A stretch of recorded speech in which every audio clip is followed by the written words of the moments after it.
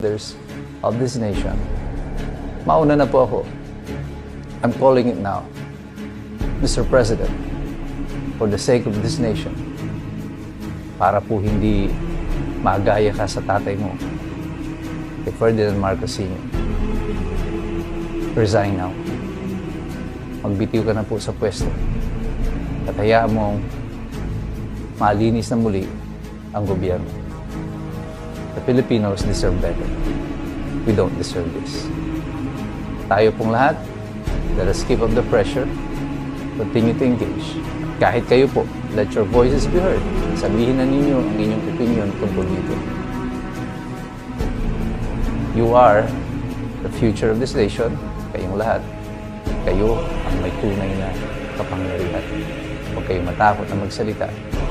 This is your basic and fundamental right, the freedom of expression. Sa inyong pag-express, sa inyong pakikilaho, patuloy po kayo magsipag-aral. Kasi mahirap makialam ang tao mo lang alam.